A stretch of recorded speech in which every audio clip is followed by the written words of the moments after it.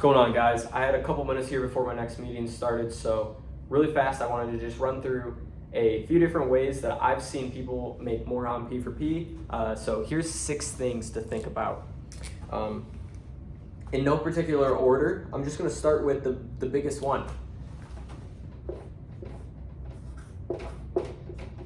Yellow slips.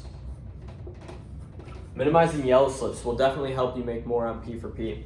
Every single time that you have to return to a property, I bet on average you lose 30 minutes. So, you know that the trimming that got missed on the left side of the house, right? Or the back patio that didn't get blown off. That would have taken you 30, 60, 90 seconds to get done the first time, right? It would have taken you maximum maybe 120 seconds, 2 minutes to walk around the whole house and make sure everything was done before you left. Instead, you're going to spend 20 to 30 minutes the next morning driving back out to the property. That's a massive waste of your time. Number 2, things that can help you earn more on P4P is equipment. Well, of course equipment can. Well, knowing how to use the equipment efficiently. All pieces of equipment that we use here at our team. Are you proficient with, the stand-on? Are you proficient with the push mower? Do you know how to problem solve when, the weed eaters are bogging down when you're out in the field? Or do you know how to, change an edger blade quickly?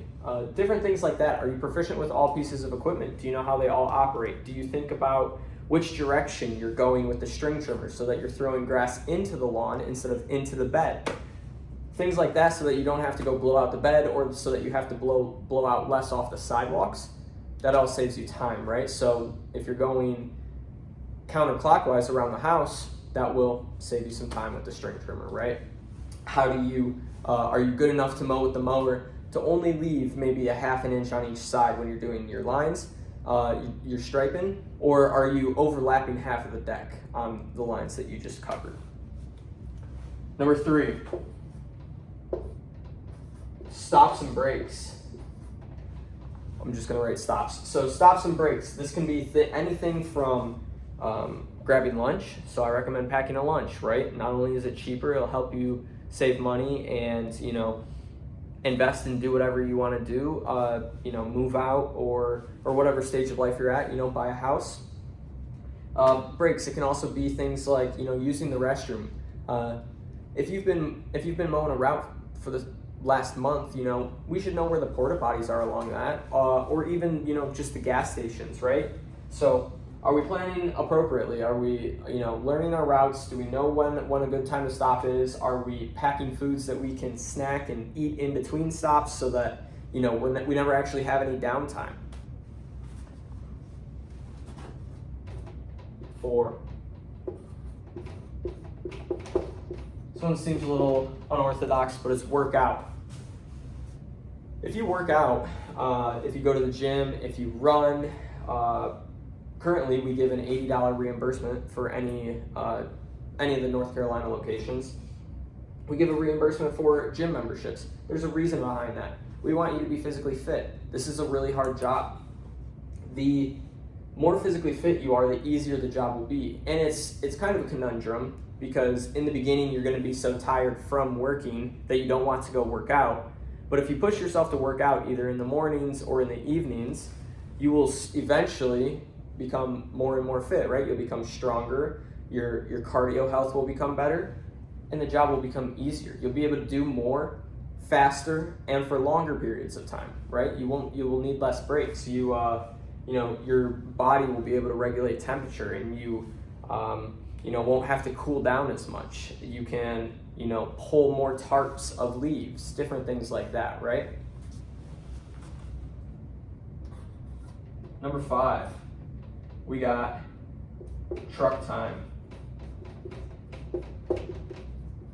Mike Andes refers to this as windshield time. So something that, as managers and owners, we're trying to eliminate your windshield time as much as possible. We are scheduling you in the most efficient routes we can when you are on projects or on mowing.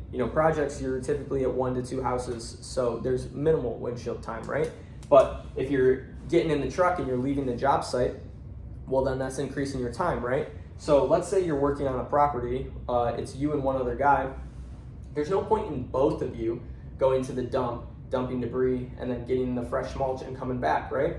One person should stay at the house, continuing preparing things, maybe finishing up the last of the bush trimming, or cleaning out the last of the beds in the backyard, while the other person goes and dumps the material and grabs the mulch and heads back to the job site, right? If that took an hour to do round trip, both of you went, that was 2 hours gone and wasted. If only one of you left, that's 1 hour gone. So truck time, windshield time, cutting down on that, not deviating from your route to go, 20 minutes across town to go eat lunch. Different things like that are gonna save you a ton of time.